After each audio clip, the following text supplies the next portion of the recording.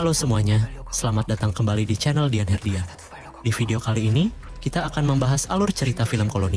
Sebuah film bertema zombie yang penuh ketegangan, aksi, dan perjuangan untuk bertahan hidup di tengah wabah mematikan. Bagaimana para tokohnya menghadapi ancaman yang datang dari segala arah? Saksikan sampai akhir, dan sekarang mari kita mulai ceritanya. 여보세요. 서영철이라고 합니다.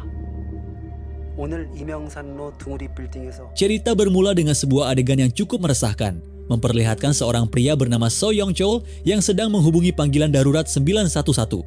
Pria yang merupakan mantan karyawan dari sebuah perusahaan bioteknologi terkemuka ini dengan tenang mengaku bahwa ia akan segera melancarkan sebuah serangan bioterorisme. 오늘 이명산로 둥우리 빌딩에서 Adegan kemudian beralih memperkenalkan kita pada dua orang akademisi, yaitu Profesor Han Gyu-sung dan Profesor Kwon Se-jong. Mereka berdua sedang dalam perjalanan untuk menghadiri sebuah acara peresmian teknologi mutakhir yang baru saja dikembangkan oleh perusahaan ternama bernama Sainis Bio. Di atas panggung, CEO perusahaan tersebut, Kang Woo-chul, menjelaskan dengan penuh keyakinan bahwa penemuan bioteknologi mereka mampu meningkatkan kecerdasan manusia. Klaim ini dibuktikan melalui sebuah demonstrasi pada seekor tikus uji coba yang mengalami kelumpuhan parah. Ketika tikus tersebut disuntikan serum temuan mereka, sel-sel di dalam tubuhnya seketika pulih. Tikus yang awalnya tidak bisa bergerak sama sekali itu tiba-tiba kembali berjalan normal layaknya tikus yang sehat. Namun, presentasi yang membanggakan itu sedikit terganggu ketika Kang Woo-chul menyadari kehadiran So Young Chol yang mengawasinya dari kejauhan. Pria misterius itu tidak lain adalah orang yang menelepon 911 di awal cerita. Setelah acara demonstrasi selesai, kita diperkenalkan dengan tokoh lain, yakni seorang petugas keamanan gedung bernama Choi Hyun Sok. Ia sedang bersama adiknya, Choi Hyun Hye, yang menggunakan kursi roda.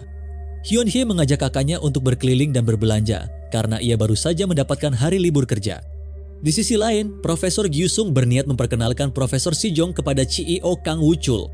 Namun, sebelum perkenalan itu terjadi, Kang Woo-chul menerima sebuah panggilan telepon yang tampaknya sangat mendesak, sehingga ia mengabaikan mereka dan bergegas pergi. Profesor Gyu-sung kemudian menyarankan Se-jong untuk menyusul dan memperkenalkan dirinya sendiri. 테러를 하려고 한다는 첩보가 있었습니다. Telepon yang diterima Kang Woo-chul ternyata berasal dari pihak kepolisian. Polisi memperingatkan sang CEO bahwa seorang pria bernama Young Chol berencana melakukan aksi teror di gedung konferensi tempat acara tersebut berlangsung. Mendengar informasi itu, Kang Woo-chul membenarkan bahwa ia memang sempat melihat Young Chol hadir, namun ia tidak sepenuhnya yakin karena mereka sudah lama tidak saling berkomunikasi. Ketegangan memuncak ketika Kang Woo-chul melangkah masuk ke dalam ruang VIP dan mendapati Young Chol sudah menunggunya di sana. Tanpa basa-basi, Young Chol langsung menuduh Kang Woo-chul telah mencuri hasil penelitian miliknya. Kang Woo-chul dengan tegas membantah tuduhan tersebut. Ia menjelaskan bahwa penelitian mereka berdua sangatlah berbeda. Menurut Kang Woo-chul, penelitian yang dilakukan Young Chol justru memiliki tujuan kelam, yaitu untuk memusnahkan umat manusia. Mendengar respons tersebut, Young Chol kehilangan kesabarannya. Ia segera mengeluarkan sebuah serum hasil penelitiannya dan tanpa ragu menyuntikkannya ke leher Kang Woo-chul. Reaksinya terjadi seketika. Tubuh sang CEO kejang dan ia langsung berubah menjadi sosok zombie yang buas. Di bagian lain dari gedung tersebut, Profesor Gyu-sung dan Profesor Se-jong sedang menikmati makan siang dengan tenang. Di tengah percakapan, Gyu-sung menerima panggilan dari istrinya, Profesor Gong. Istrinya meminta Gyu-sung untuk segera pulang karena paspor mereka telah siap. Ketika Se-jong bertanya apakah ia akan pindah ke luar negeri, Gyu-sung mengonfirmasi bahwa ia akan segera menetap dan bekerja di Amerika Serikat. Sayangnya, rencana masa depan itu harus tertunda. Pihak kepolisian yang baru saja tiba di area gedung dibuat terkejut saat melihat beberapa orang telah berubah menjadi zombie. Di saat yang bersamaan, Hyun Sok, sang petugas keamanan, dihubungi oleh rekannya yang mengabarkan bahwa gedung tersebut akan segera dikarantina total. Hyun Sok diminta untuk mengevakuasi semua orang yang masih berada di dalam.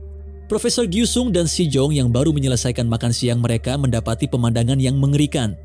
Orang-orang berlarian dalam kepanikan luar biasa, dikejar oleh mereka yang telah terinfeksi virus zombie dan mulai menyerang siapa saja di dekatnya. Di luar gedung, pihak kepolisian mulai memperketat penjagaan dan memblokir semua akses keluar, memastikan tidak ada satu orang pun yang bisa meninggalkan area karantina.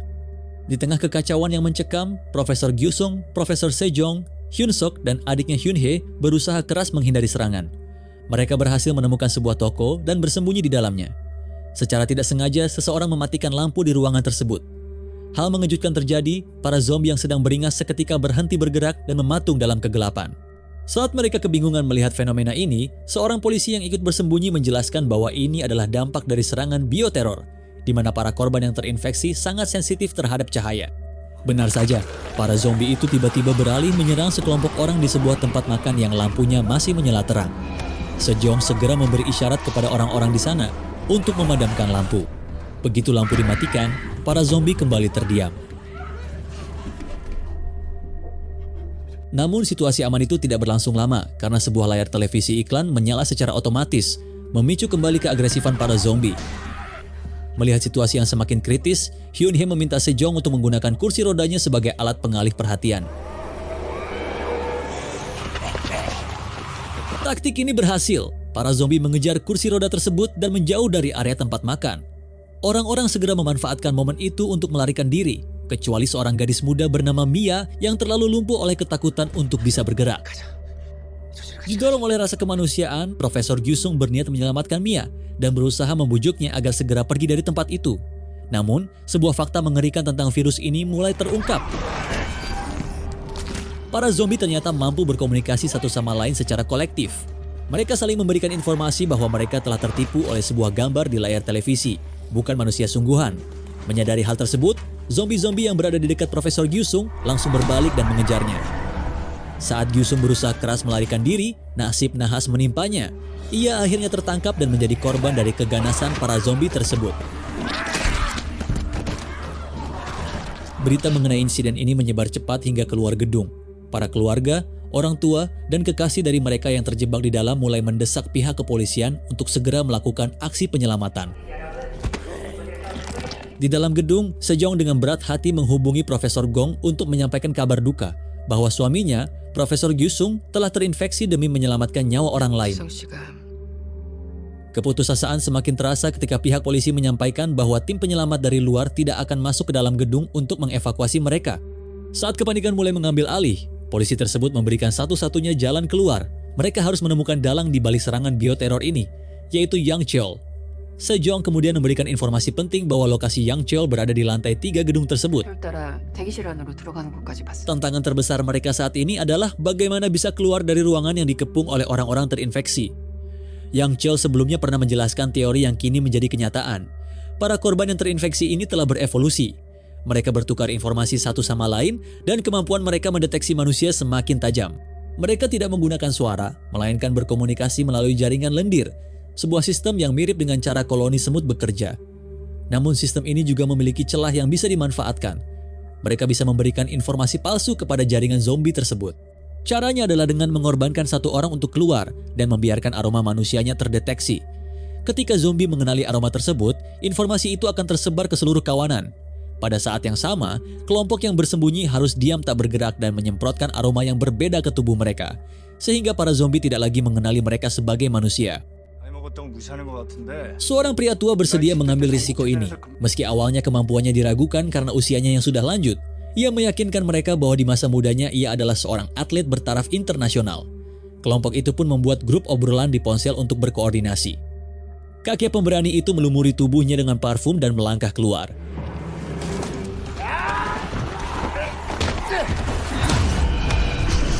Ia berhasil memberikan informasi palsu kepada para zombie sebelum kelompok lainnya mengikuti rencana. Mereka melumuri tubuh dengan parfum yang berbeda dan membuka pintu dengan perlahan. Dengan tubuh yang kaku dan tak bergerak, para zombie gagal menyadari keberadaan mereka.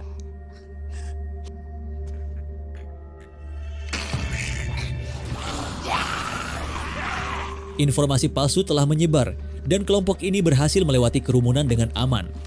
Akan tetapi, Mia yang sedari awal terus dilanda panik kembali membuat kesalahan. Ia terjatuh dan nyaris tertindih oleh zombie.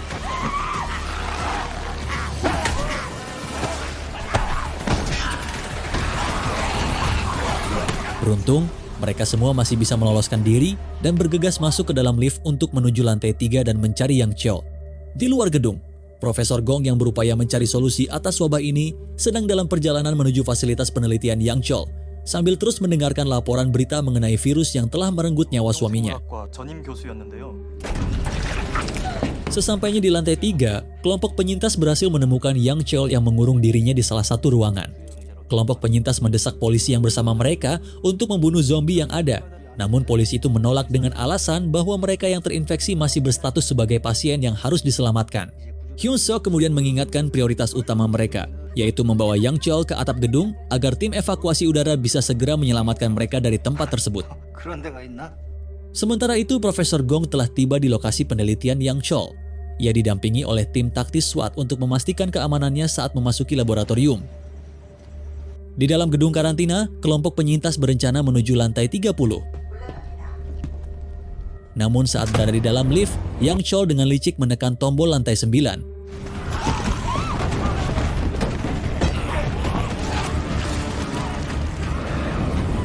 Walaupun kelompok itu berhasil menghindari gigitan zombie, Yang Chol memanfaatkan situasi tersebut untuk melarikan diri. Saat lift akhirnya tiba di lantai 30, mereka mendapati lantai itu juga telah dipenuhi zombie. Mereka memutuskan untuk kembali ke ruang keamanan CCTV untuk melacak pergerakan Yang Chol. Kembali ke laboratorium di luar, Kang Woo-chul bersama tim SWAT menemukan puluhan monyet eksperimen milik Yang Chol. Monyet-monyet itu masih hidup namun dalam kondisi diam mematung. Tiba-tiba, monyet dengan nomor urut 1 berhasil lepas dan menyerang anggota SWAT. Serangan ini memicu puluhan monyet lainnya ikut keluar dari kandang dan menjadi beringas.